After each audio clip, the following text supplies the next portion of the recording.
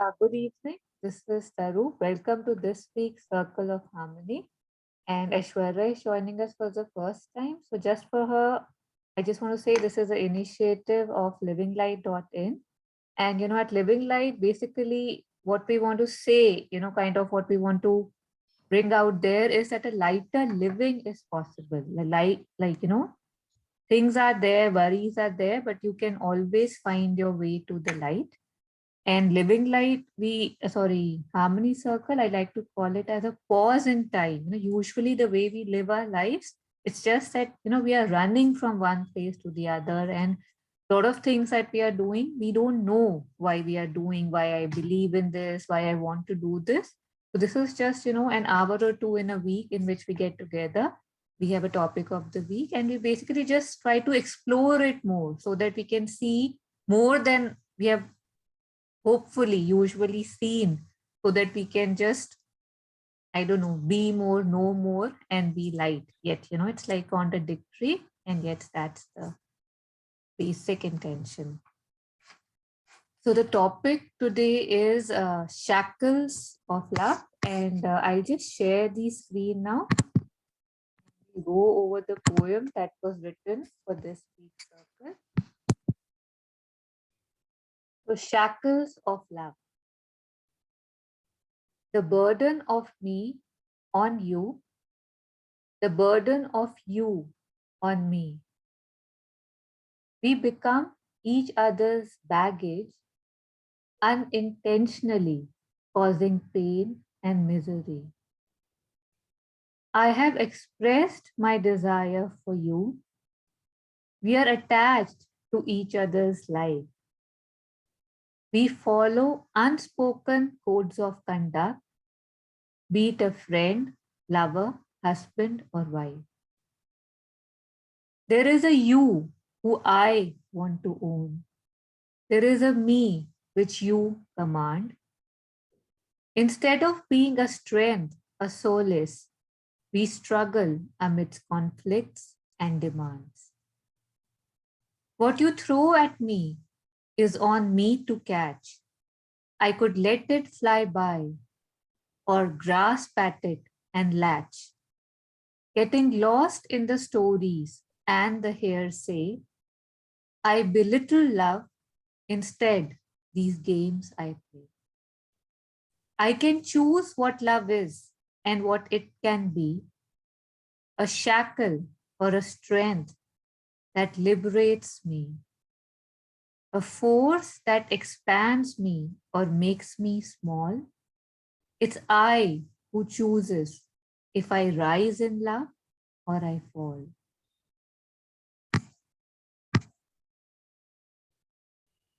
Last week also the topic was about love. I don't know if it had anything before or after it in the topic, but it's a very mystical topic. It's like, if I think about myself, when I think of love, very contradictory things come to me. There are some feelings, and then there are some facts, and there's my own supposedly love story and what all it entailed, and those Bollywood movies and my stories of my friends. As if it's like, at times one wonders that are we talking about the same thing, right? Like, how can one thing have so many different shades and characters and appearances? So yeah, and I mean, the beauty of love, is so intense. Like, when you think about it, it really expands you.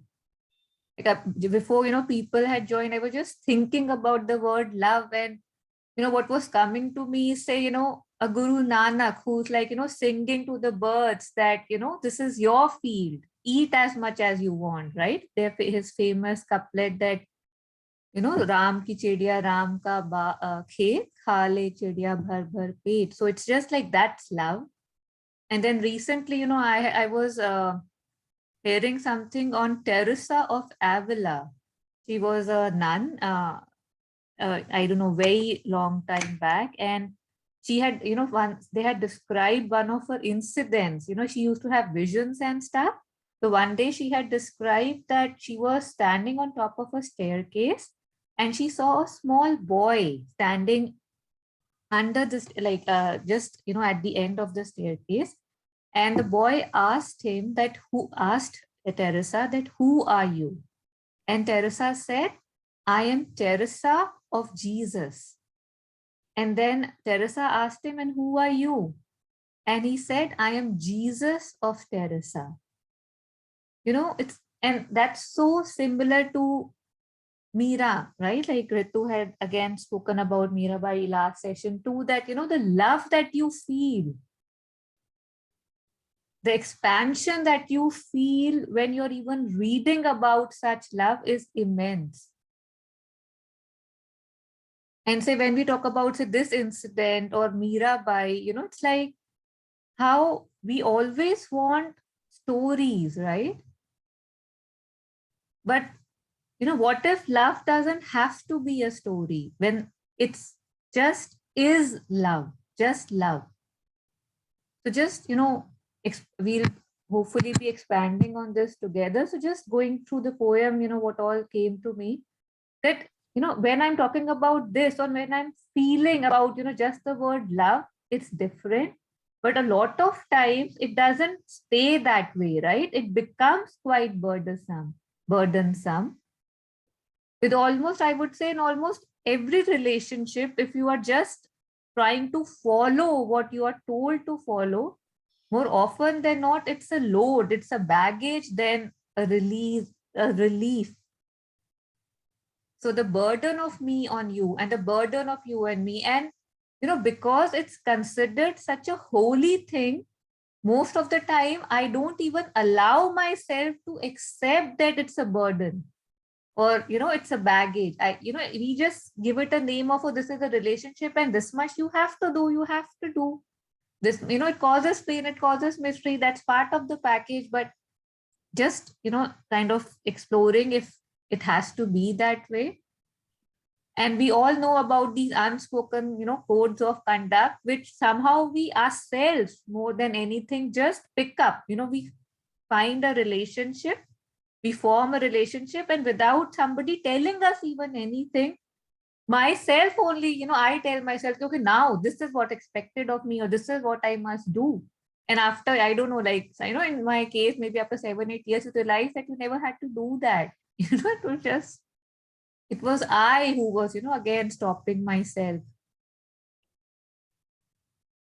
So there is a you who I want to own. There is a me which you command. And just like in each and everything, here too, there are certain things which I see, there are certain things which I ignore, there are certain images of you which I want to, have in my mind, and everything that kind of supports that image I want to keep. So it's like there's a lot of non-factual things I feel when I am considering, when I was, thinking about it. And just reiterating, at least for me, I feel it's, if we live in the regular way that if we love in the regular way that we love, I personally feel it has more conflicts and demands and expectations, and it's more stifling than freeing. And the fourth, what you threw at me, I feel this is something which is very important, and we will be discussing this in some, like, we'll be giving special focus on this today. This is something very newly learned, but have been trying for a long time. What you throw at me is on me to catch. I could let it fly by, or grasp at it and latch. Acharya ji had said it very beautifully, and I think I've shared it before in Hindi. He had said, "Usne feka, tumne pakda kyun?" If somebody said something to you, or accused you, or anything, he said it, but why did you catch it? It sounds weird. It sounds like, how is that possible? But it is very much possible. No matter what anybody says to you, says to me, I have that strength, and if I have that, mindfulness, that, I cannot catch it. I cannot I can choose not to pick it up if it's not true, if I don't want to pick it up. Or I can, of course, that's what we usually do. We just, pick it up and say, oh my God, see what the other person is doing. And then it's just stories on stories and stories. So I don't know if I know love, but I do play a lot of games, in the name of love.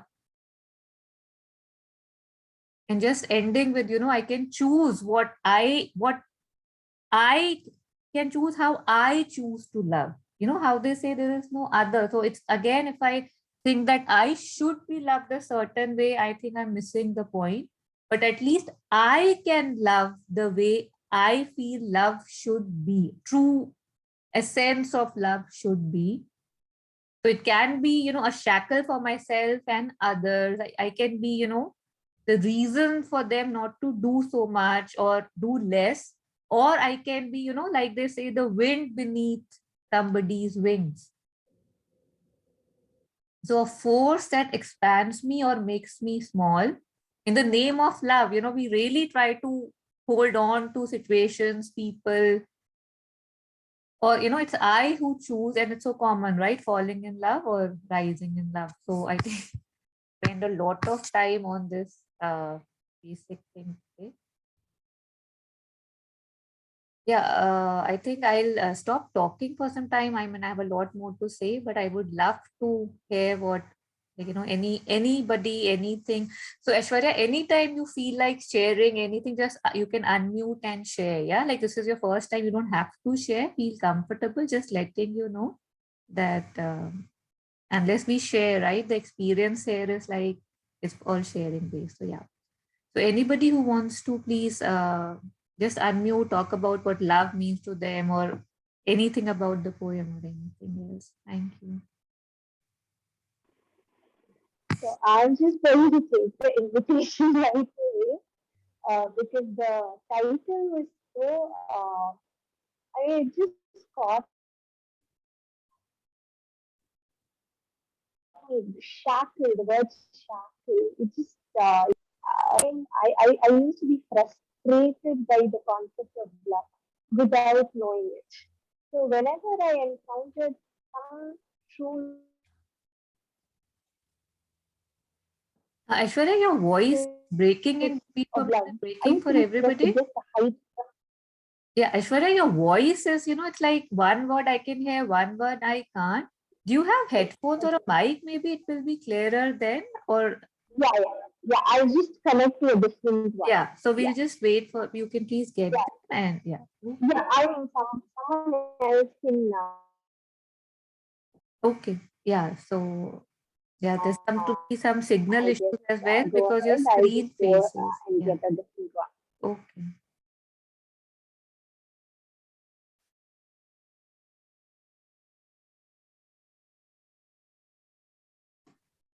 Where is Sharda ji gone? She's That's Charu's iPhone. okay. That's yeah.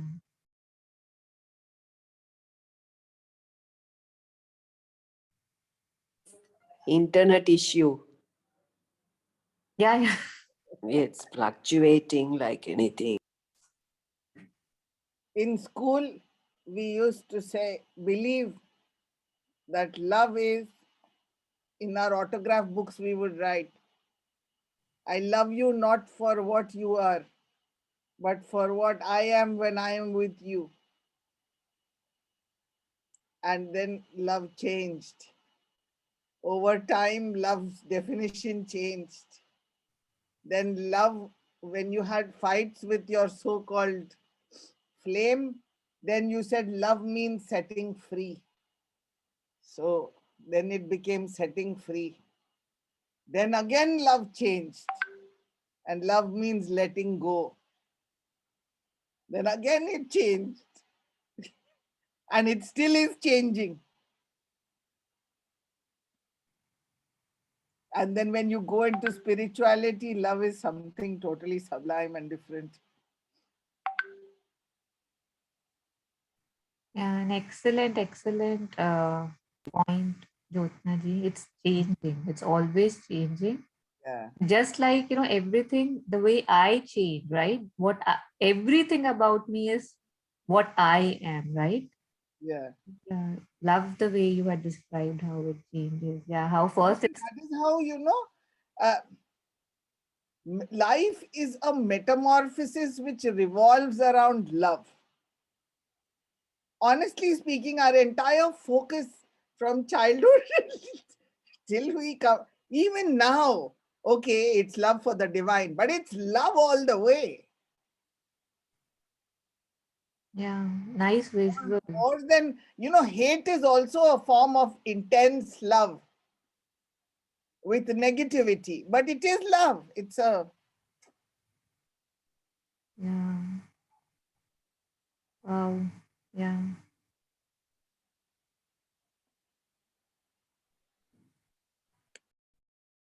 yeah. Beautiful, Josna ji. The sharing which you did was, it was it like, it was like a poem. I could feel, how the waves when we were a child, how we felt, and still we are growing.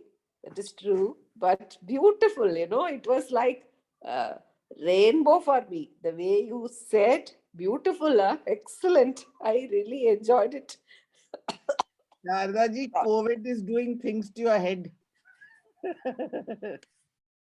No, it was really nice. Yeah, thank you for that. Especially in the beginning, I think that would expand the I thing. just thought I'll take the opportunity whilst Aishwarya is fixing her headphones that Yeah. I remembered. Inspiration was Ritu in front of me. Oh God.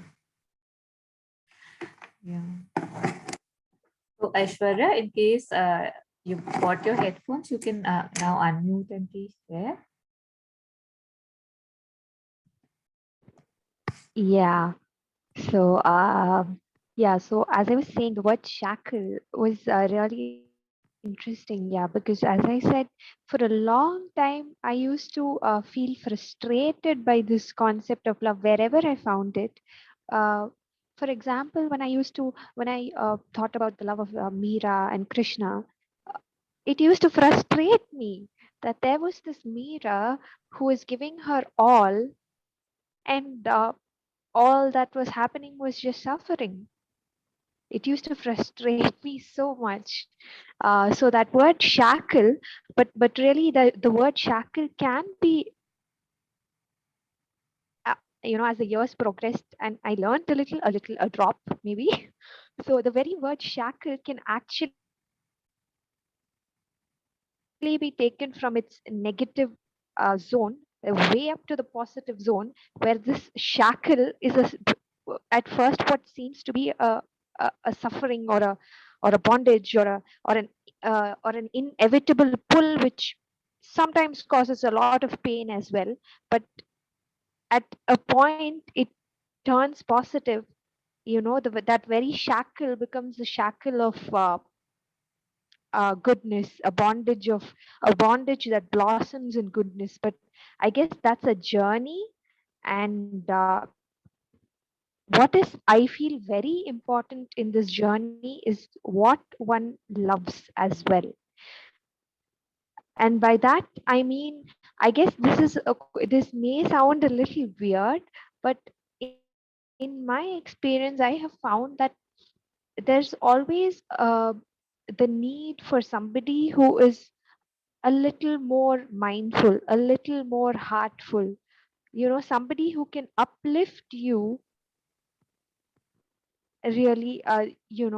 The what you latch on to, what you love, that aspect should be an uplifting factor, which even if at the beginning seems to be frustrating, later on, as I said, it can transform and become something else. But I feel that uh, even in relationships, it doesn't serve the purpose when two people are blind and just, you know moving at a mindless pace. It doesn't serve any purpose. It's probably just a very mechanical, physical thing which doesn't lead anywhere at all. So I believe that that uh, inner work, that inner work in either or wherever that person is, love latches onto, if that is there, then that is beautiful, because that can lead one out of that phase of frustration. So uh, and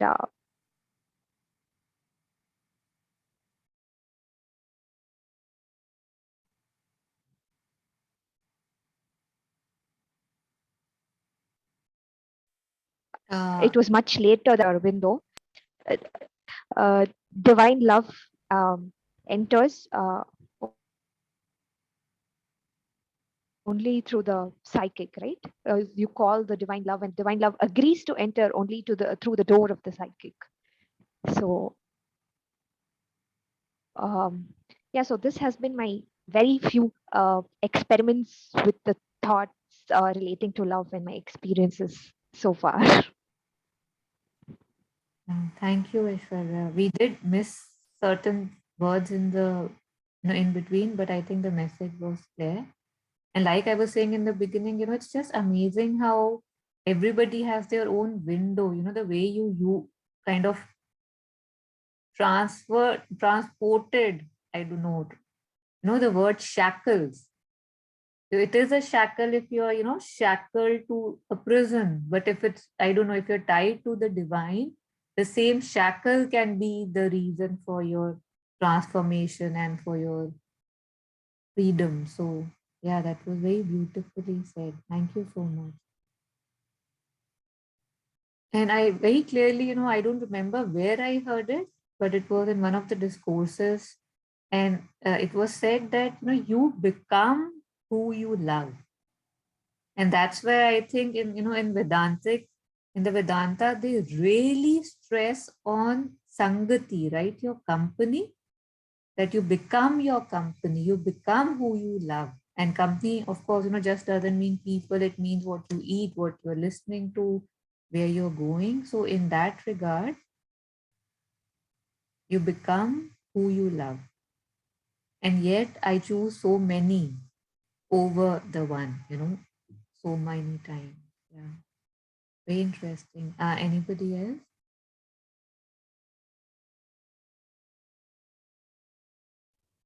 I think in continuation to what you're saying, Taru, that's why a lot of times people say that husband and wife, after a couple of years, they start looking like each other.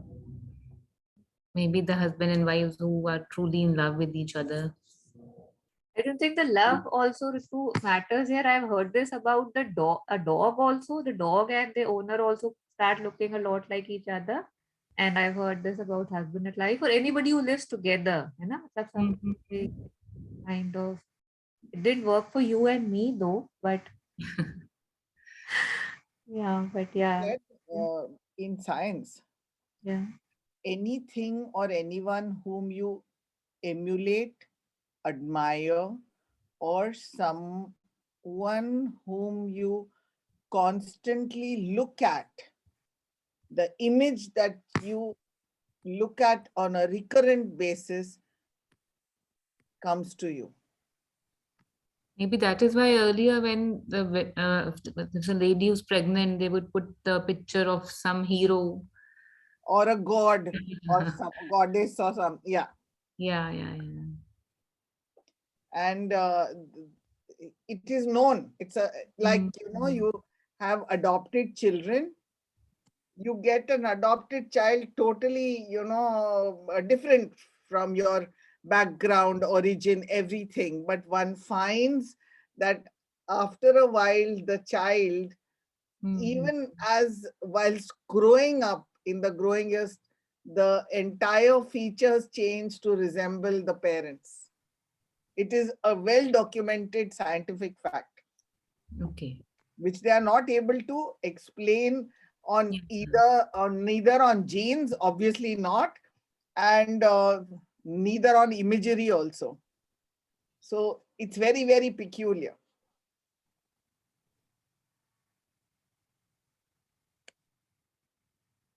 Taru, one thing about love which I just thinking is, a lot of times we say, like, if we are three, four brothers, sisters, you say my mom loves him more, she loves me less, my father loves him this way or loves me that way.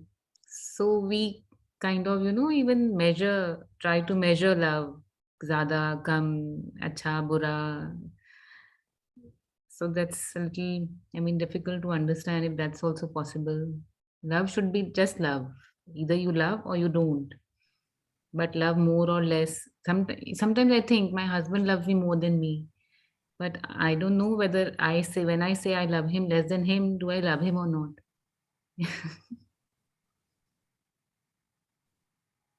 So it makes me sometimes feel guilty, that he loves me and I don't love him as much as he loves me.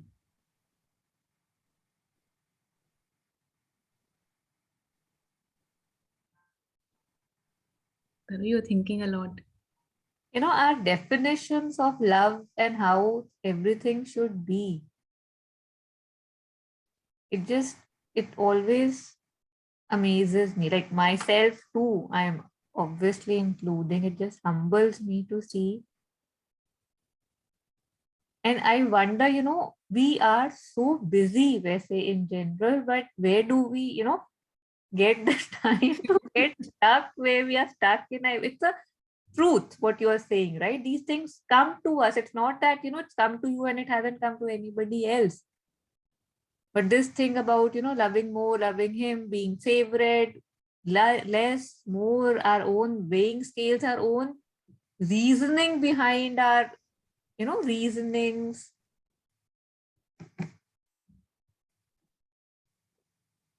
And a lot of times it's said that the parents would love all the children, no matter what, but then they love the firstborn maximum.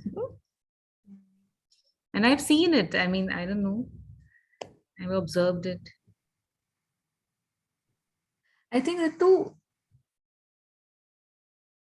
I would say that the first child, teaches you what a parental love is. Matlab, as in that's the first time you expand in that definition. So that, so it's more of, I feel it's more of a parent thing and not for a child. It's not that it should come to a child that, okay, I was loved more or that person was loved more.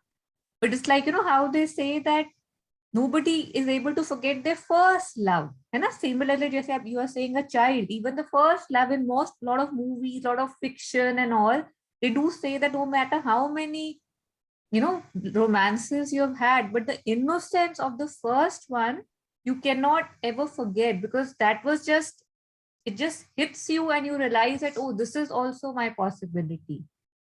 So maybe, and I'm not supplementing what you're saying, and I don't know why that exists, but it does exist. But I think once we can see that love is more than these measurements, matlab, अब जैसे अब how do I say that a Tulsidas loved somebody more, or Hanuman loved Ram more, or Meera loved Krishna more, है ना? मतलब if I ask you, okay, you do some research and tell me, it's like, why do I want to know?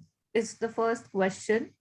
They all loved in their own way, and they really loved, right? That's, we know. I mean, if we look at all of them, we just know that yes, they loved. But uske beyond, I think, एक ये सवाल भी आता है कि जाना ही क्यों है, right? Why do I want to, what do I get by going there?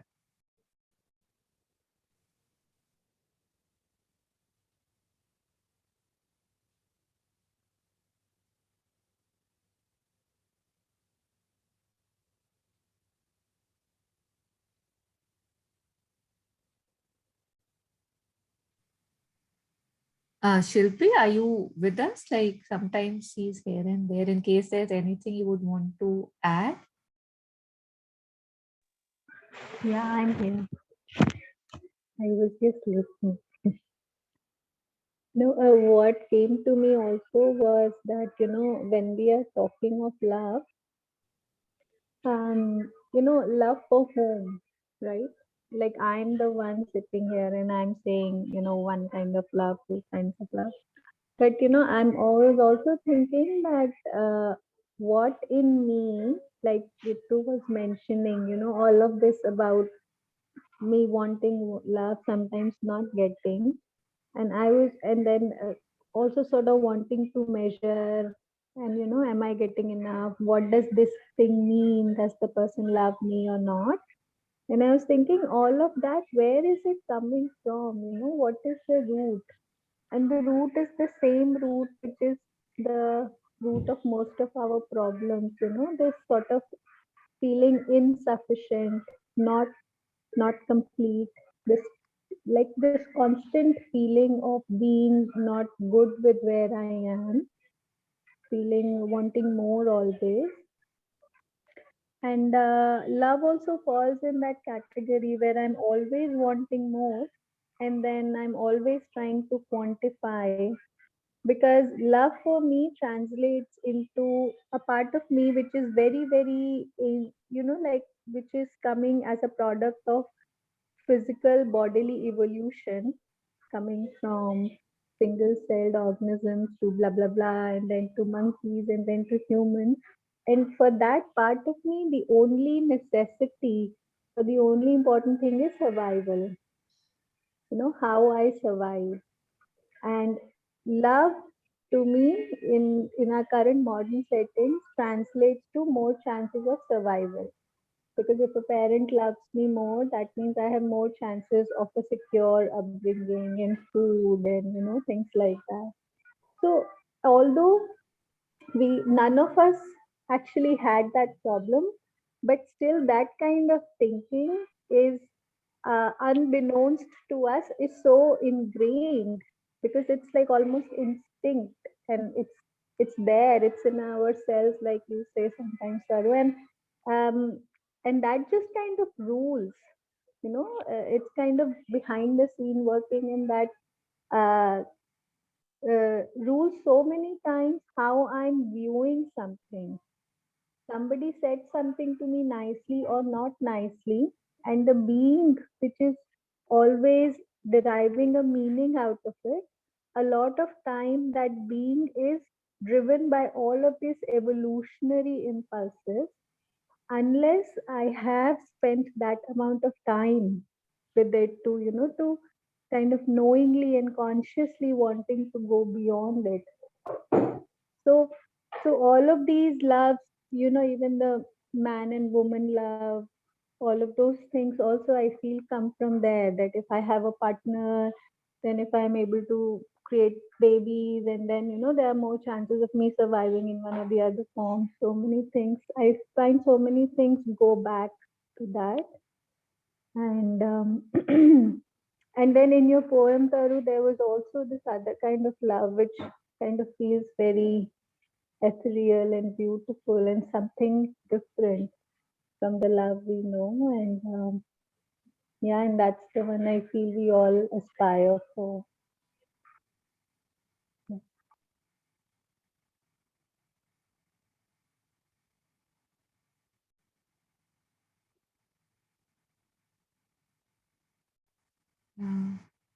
And I, wonder, like pointed out that there are two kinds of love, and I wonder, and like we were discussing last time too, that if in a relationship, if a relationship is possible without give and take,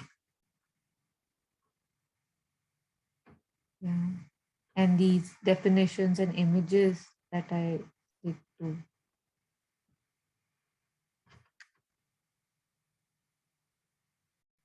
I had actually I'd seen a video a long time back which I had liked. It was kind of, it was on basically renunciation and detachment. Like what we, if what we call love is basically attachment and we don't see it. So it's like maybe a 4-5 minute clip. We can see it now. If that's all right. Should I put it on? Yeah. Okay.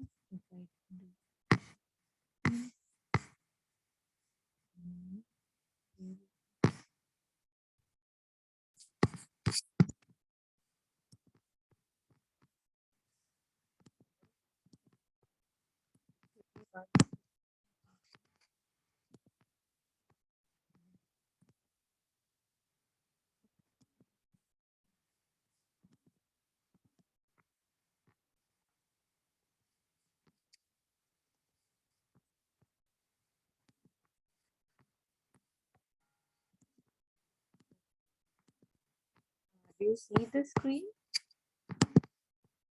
So I'll play this. So it was a long one, but after this, he is again, there was a lot of repetition. This is Acharya Prashant, and I'll play this. If you can't hear the sound, please tell me. Because the first step of detachment is the precious, the valuable is already and always there within me. So I can safely let go of the rest, the remainder.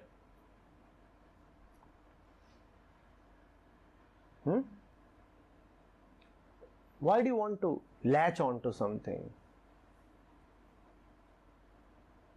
Because you think it's valuable. When you realize that whatever is valuable is not something that you get by clinging, not something that you get from others, not something that you get from here and there. When you realize that, then there is no point in... See, detachment does not mean that I have to necessarily kick this away and throw that away and shoo him or her away.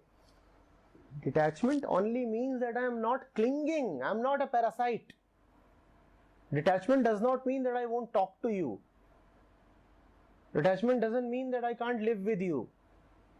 Detachment only means that I am not affixated. I am not... Are you getting that? Yes. That my mind is not dominated by you. Detachment doesn't mean that I have to go 1000 kilometers away from you. In fact, you can be 1000 kilometers away and yet very attached. Detachment only means that you do not form a part of my self-worth. I am with you, we have a loving relationship, wonderful, but I do not depend on you. Neither do I aspire that you depend on me. I do not depend on you. We are there side by side, but there is no dependency. I am complete in myself, and out of my love, I really wish that you too be complete in yourself. That is detachment. Please don't have an image of detachment that detachment means that I will not look at your face. In fact, without detachment, love is not possible. The moment there is attachment in love, that love becomes extremely poisonous. Detachment is extremely necessary for love. Without detachment, love becomes possessiveness. Love becomes dependency. Love becomes violence.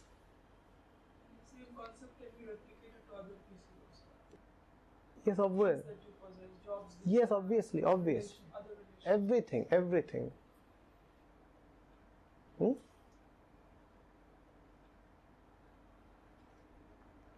Detachment means that the mind knows its real home. So it does not have to beg for other homes. Detachment means that the mind knows its real lover. So it doesn't have to look for love here and there. Detachment means that the mind is dependent only on one. So it is not dependent on the thousands. That is detachment. And that detachment, again I am repeating, does not mean that you have to have animosity towards the thousands,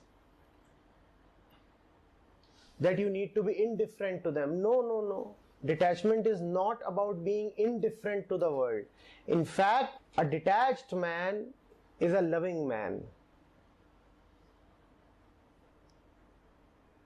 In detachment, you come upon true love. Only in detachment.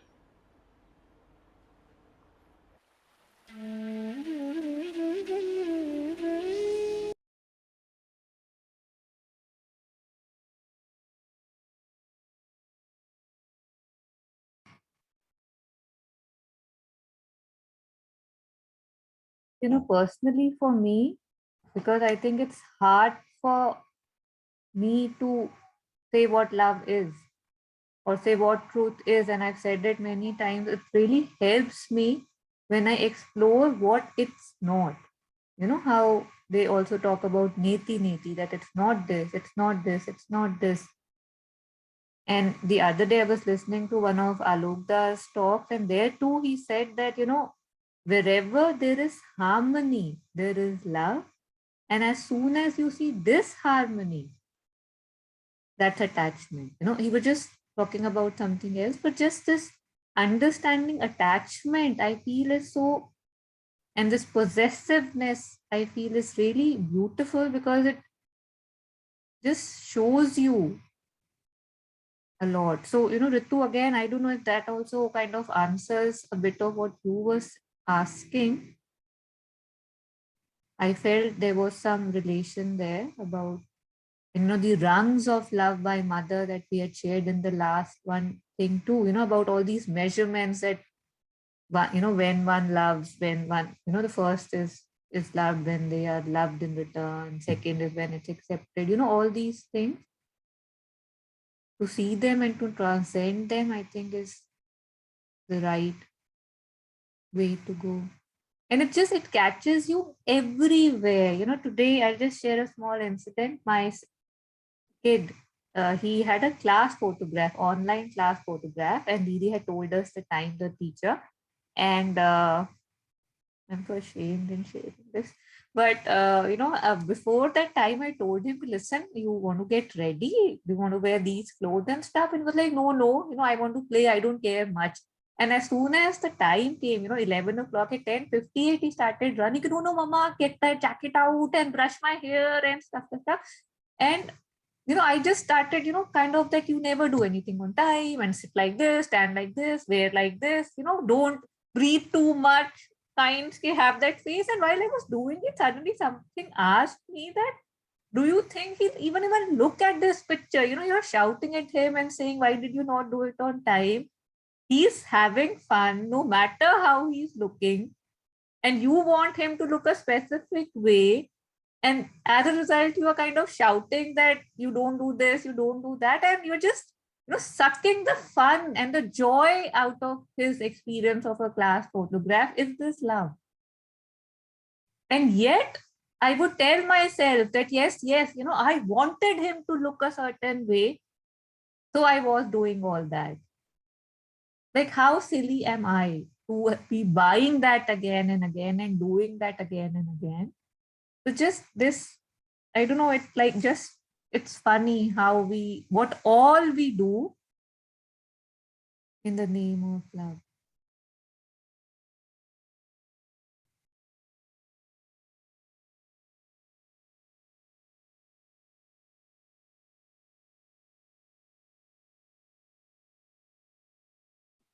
Khalil Gibran talks about loving your children,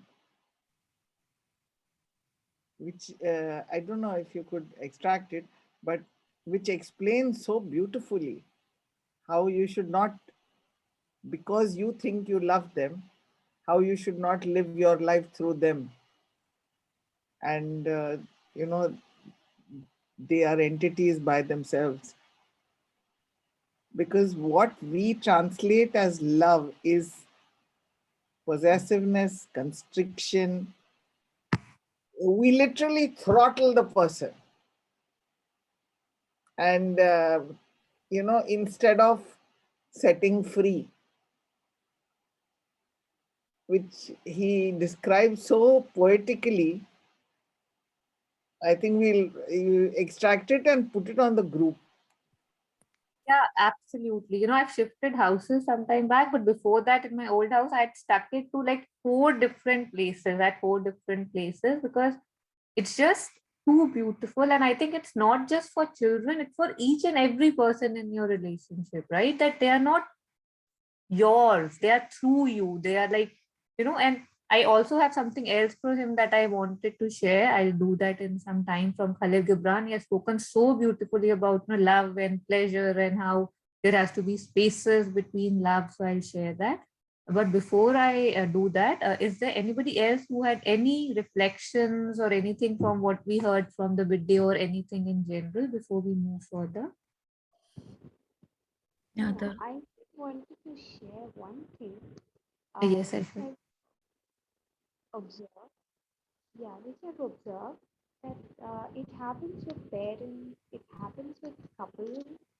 Uh, the best of them, I see a sort of gangism happening. It's almost as if love is love to them is a confined space which applies only to my wife, my children, my partner, and it's okay to behave differently to the people around you. Now, I was just wondering, does that component of love, I mean, exist at all? And what is can we actually extract some meaning there? Like, is there some meaningful love going on there, or what is happening? Because this is something which I've observed and I felt bad at times.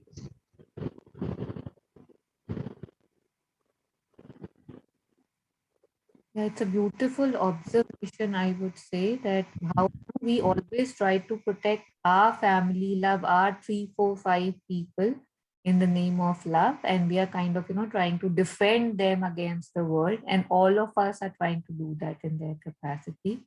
While there's, a Kabir who's standing and saying that, you are laughing and I'm crying because you're losing this precious birds. I don't know, it's just all the masters and mystics, they have just talked so much about the joy of love, the expansion in love. And, I am listening a lot to Ajit Sunmada, Tenzin Pamo. I share about her often. Monica and I, we have been following her very strongly. So she is a Buddhist nun. And, oftentimes when she's explaining a tough concept, and she sees that the audience is not getting it right, like there's a strict kind of concept and people are looking lost, and she just stops herself and she says, forget all this I said, just have a good heart. It's like everything just, may all beings be well and happy, just wish that, that's it, there's nothing else you need to do. But it's just that we have so many divisions and constrictions in the name of love, which is basically, our attachments and our possessions. And even like what you were you were saying about the family, there's a pleasure I get in possessing another human being, right? Like as if I own something. So one needs to look at that, because it cannot be this small, it cannot be this constricted, that cannot be love. I don't, it cannot be, I mean, there's no if and but about it. And the other day, the last week, Shilpi had really loved that. If she wants to share it again, that quote that we read, that the only right of love is the right of self-giving. If you say you love someone, your only right on that person is that you are able, you want to give yourself to the person, to divine, to the world, to your nation, anything. That is your only right as a person who claims to love.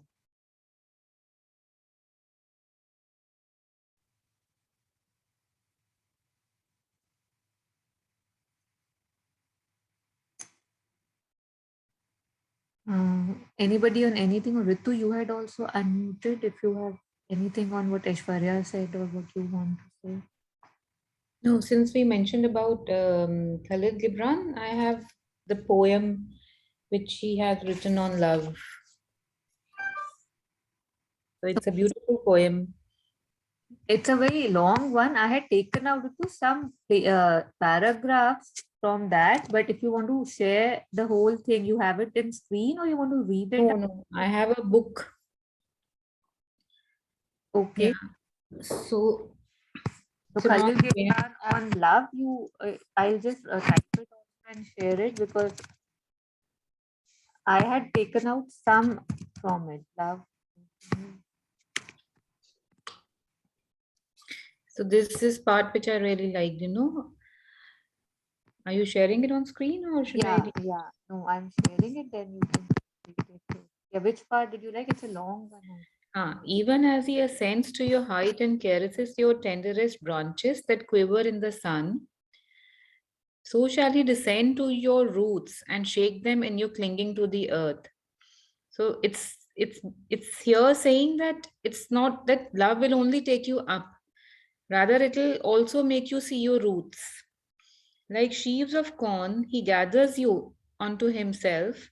He threshes you to make you naked. He shifts you to free you from your husks. He grinds you to whiteness. He kneads you until you are pliant, and then he assigns you to his sacred fire, that you may become sacred bread for God's sacred feast. All these things shall love do unto you, that you may know the secrets of your heart, and in that knowledge become a fragment of life's heart. So this is the part I really like, that we somehow, always think that love is all the goody goody thing, but somehow it's like making you complete from all the sides, not only showing you the good side of it, but also making you see your other side.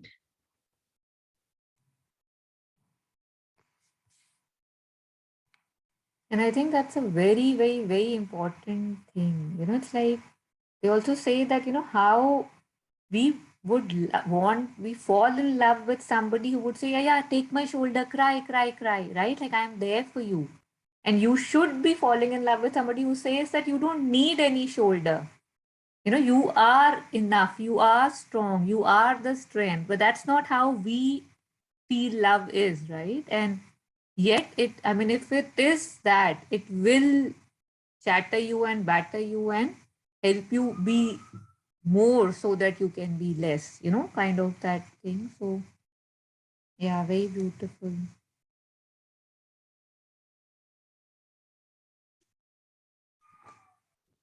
And, in the biographies of, in the stories of lot of saints also, it's mentioned even, in the book for Jetsunmala, the 12 years in the cave, how she had that person who she wanted to, she felt towards, and then she had to give him up because what she wanted as a nun, she wanted more to be, serving God or finding herself than to fall in love and have a regular thing. So that choice. And the other day I was listening to another, Tibetan monk. I think his name was Ajahn Chah. I really confused the name. But in that one also, he became a monk really early.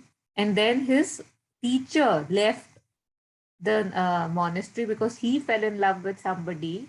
Um, and then Ajahn Chah fell in love with somebody, but then he got, it was just very confused. I'm sorry, I'm confusing. So the person who he loved got married to his best friend. And that was such a big trauma to him that he came back to the monastery, never to leave again. And that pushed him towards God. So basically, what I want to say is that we see things in a very small light, right? Okay, I loved somebody. I didn't get to be with him, and now that's the tragedy of my life. And I sit on it my whole life and I cry. Or I accuse or I blame, right? That, oh, I lost my love, I lost my love. But if you're actually able to step back and look at stories, we can easily see how that led to him this, because that happened to him, like because say a Ratnavati accused Tulsidas that, just look at the quality of your love, look at how you love and who are you loving. You are loving a flesh and a body, and if the same love you would have shown to the divine, you would be somewhere else. So that, it's just how what one thing is leading to the other, and how when we say I have been something has been taken away from me, it has made me who I am. So we should, I don't know, we should stop kind of picking things and just trying to box them somewhere, because sort of times we don't see the immensity of the things that are happening and where they are taking us. You were laughing, please. Why don't you say what you wanted to say? Yeah, two things funny which came to my mind. One was, why do we use this word fall in love? It's a funny word, na? I mean, we are not falling anywhere. And then It occurred to me maybe you chose the topic because it's Valentine's Day or Valentine's week. No, I thankfully it did I know you didn't, but somehow I work. think Yeah. if I say this, you would be like, Yeah. Yeah. Yeah. Maybe. See, the maybe it would have naturally occurred. yeah, you're right. Maybe it was in my subconscious. And Yes. you know, Yes, Ritu, please. yeah. Why? Another thing, when you played Acharya Prashant's video, the clip, so then somehow, we always say that we should be away from rag and dvesh. Rag would mean attachment here, or love and hatred, rag dvesh. So, in a way, if we see the whole thing on a number scale, so anything on the left side of zero is plus and on the right side is minus. So, hatred would be maybe minus and love would be maybe plus. So, in a way, both plus and minus makes me imbalanced. No, I would put it this way that rag and dvesh, so basically attachment and the negative aspect, the dvesh, is axis X and axis Y. Hmm. And love is axis Z. It's a It's different dimension. It's on not on the same axis of rag and dvesh. They are just dualities. You know how they say happiness and sadness, hmm. two ends of a duality. Joy is beyond. Okay. Right. Similarly, rag and dvesh are counteracting each other. कि कभी यहाँ कभी वहाँ भाग गए. And Hmm. love is a different dimension. Hmm. Hmm. Hmm. So rag here, I think, would mean attachment. Definitely. Hmm. Hmm. Yeah.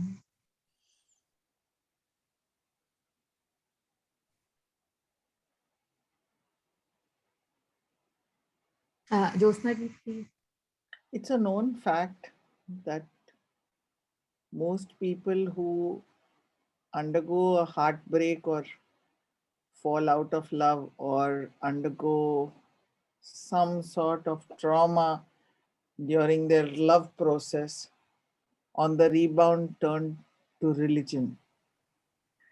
Not necessarily that they step back and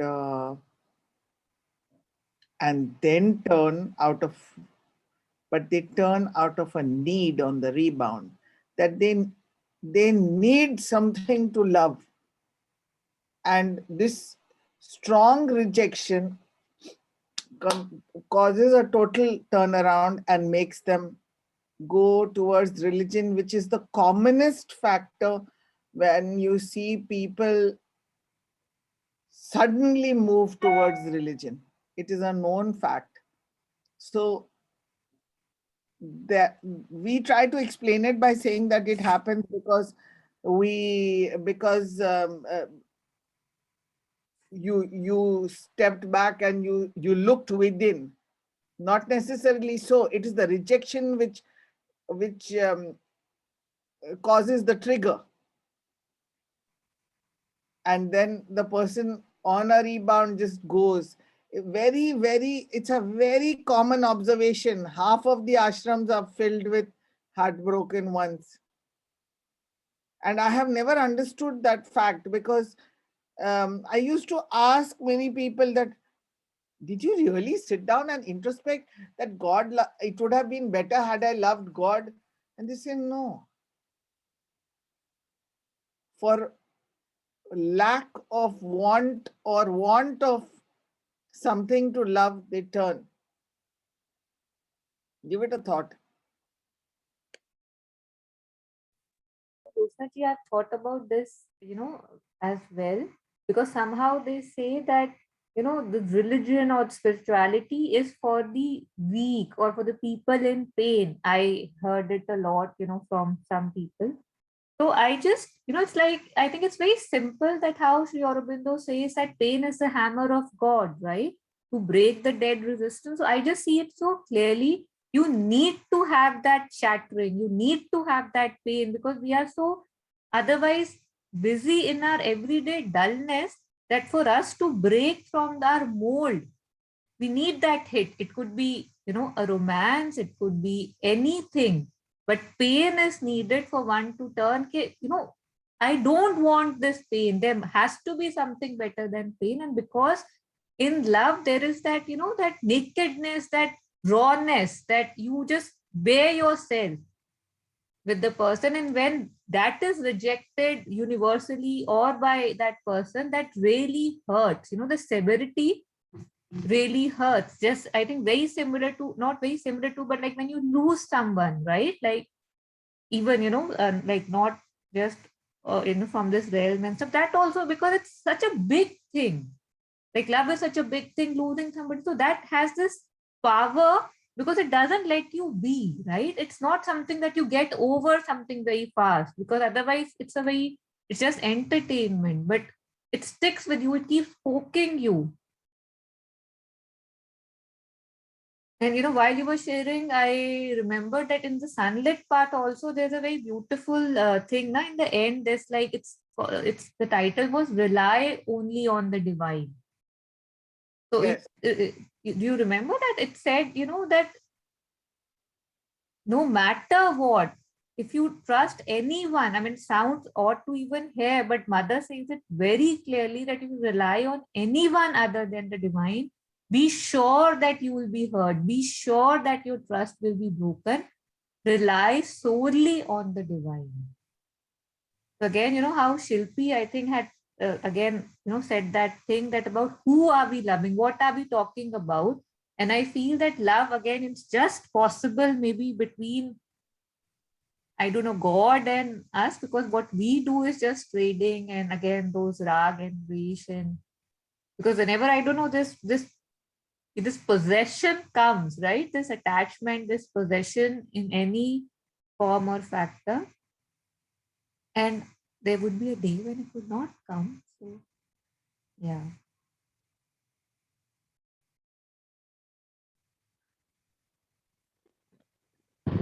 Yeah, I just want on this along these lines. I remember reading in some Upanishad, uh, it says that the wife is dear not because of the wife, but because of the self that resides in the wife. The teacher is dear not because it is the teacher, but the self that abides in the teacher, and so on. There is that whole verse in one of the Upanishads. I don't remember, it is by Yagnavalk, and he tells this to Maitreyi, his wife. So yeah, so it is that divine. And even as you were discussing about pain and how it just uh, turns you to the divine. Even physiologically, there is this reaction which happens because pain, what does it do? It leads to depression. And even at the most physical level, we're dealing with our hormones. We're dealing with two specific hormones, dopamine and serotonin. Dopamine, which is the instinctive and rash hormone, and serotonin, which is the one which lends meaningful happiness, whereas dopamine doesn't do that. It is what we just do mindlessly. So when we get into pain, it's almost like the yoga of Arjuna's depression and things like that. So depression is a very spiritual thing. And what do? You go seek serotonin, which is the meaningful hormone. And where best can you find meaning but the divine? A meaningful joy, that is, or meaningful love as well.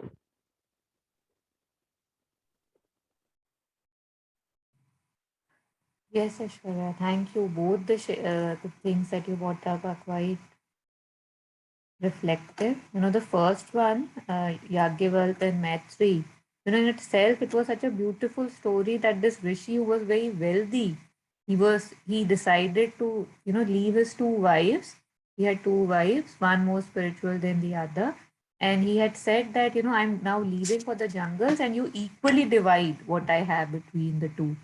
So this Maitri, who was more spiritually inclined, he said that no, I don't want half of your possessions. I want half of what you have gained. You know what? If you are leaving behind something, what good would it be for me to take a half of that? You give me the half of what you have earned. He meant his knowledge, and he had so beautifully explained, like Aishwarya just said, Rid Haranka Upanishad. I don't know how to pronounce it. Yeah, but a beautiful, beautiful story. Yeah. And how it's like we don't change with time. Your second point, Aishwarya, we don't change with time. We change when we are able to see facts, right? And somehow, when we look at facts, we realize that how often blind we are to the facts, and it's usually somebody else who's able to point that such an obvious thing to us, which we just miss out in our everyday thing. So I think this interplay of the hormones and stuff that also you were sharing has a lot to do with that, that under these chemical reactions and the influences, like Ritu spoke about falling in love. How it's like, how when there are two magnets, they get attracted. The magnet, or, the metal and the magnet, when that happens, the magnet or the metal would not say we fell in love or we joined in love. They just said, this is my property, this is your thing. And we just chemically, we just by nature reacted. But we, again, following through those chemicals and stuff, we call that attachment or that attraction, with various names. It's quite interesting. But just wanted to say that when we are above or beyond or a step back position from these all chemicals and these conditionings, when we can actually see fact to fact that what is my love actually doing. There are so many times, like, even say, I would say that, okay, I had a friend who I would, want to share everything with.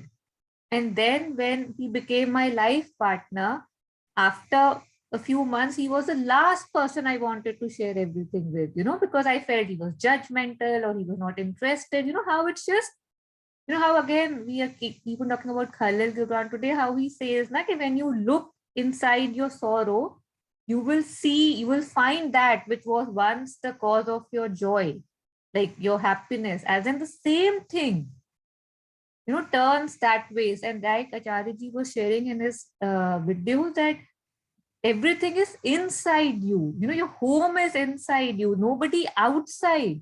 Which, in the name of possession, why do we possess? Why do we say this person loves me more, that person loves me more? Because there's something I feel I am getting from there. And yet he was saying that everything that you get is from your own self. And that's what I would say Khalid Gibran also would had said, that when the same thing is making you angry, sad, happy, miserable, so it that those emotions or those things can't be outside, they have to be inside me, because that entity is the same, but I am feeling different things at different times.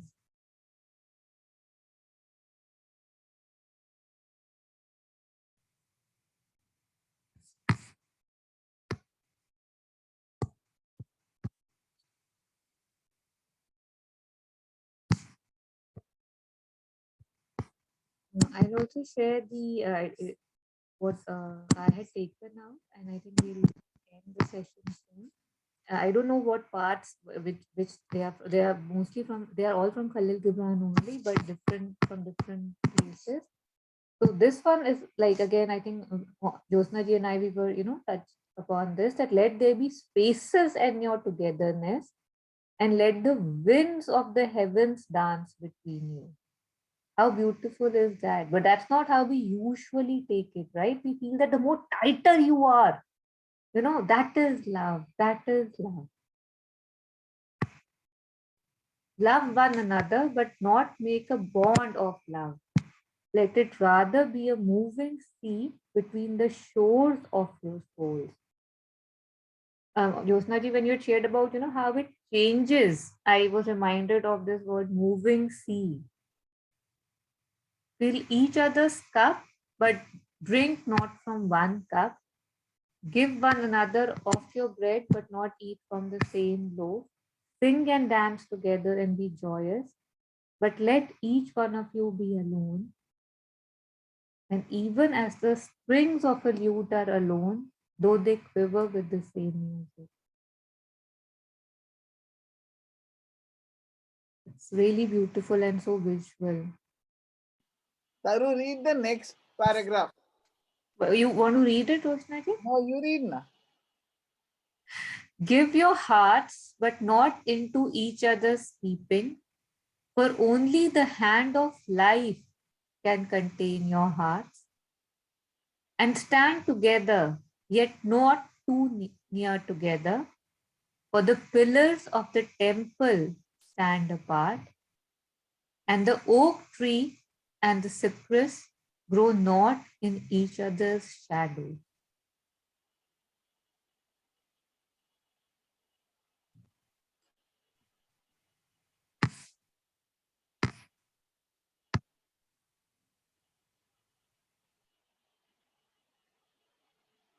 Khalil Gibran really mastered the description of love.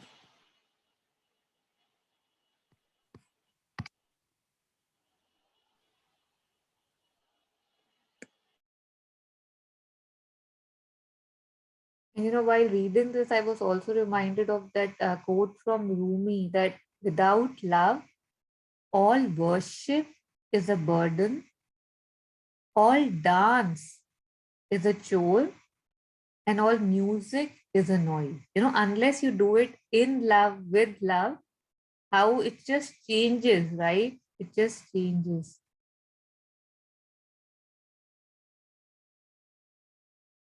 And again, Acharya had also mentioned it. And before we end, I would again want to say that if we look at it, when something starts, it starts from the symbiotic relationship, like again, there is give and take, but it's benefiting both.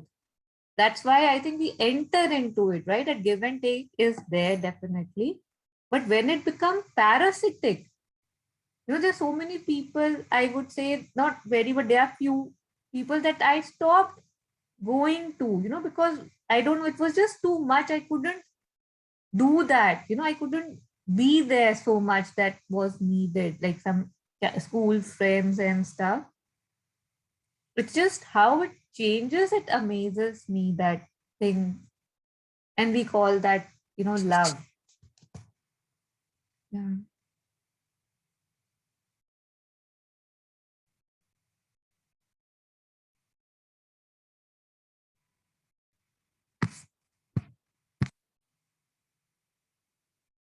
So I think, I don't know, today's session, the name should rather have been attachment, I feel now, rather than shackles of love. But what difference does it make? It's just different names talking about the same thing. So anybody has anything to say before we end, or yeah, we can end the session now. I think, I don't know, I always have so much and then I just get lost in this and that. Taru, could you just share this piece, this little piece which you just read now by Gibran? Yeah, should I share it again here? Yeah. No, Taru, no. put If you it on just the share in the group text, now. like where can I find it? Ashwara, have you joined the Circle of Harmony group that I had sent you invitation for? No, no, no, not yet, not yet. Yeah, if you want to join that group, you can join in, and a lot of things I share from the session and all there, and also the information. Okay, okay, okay.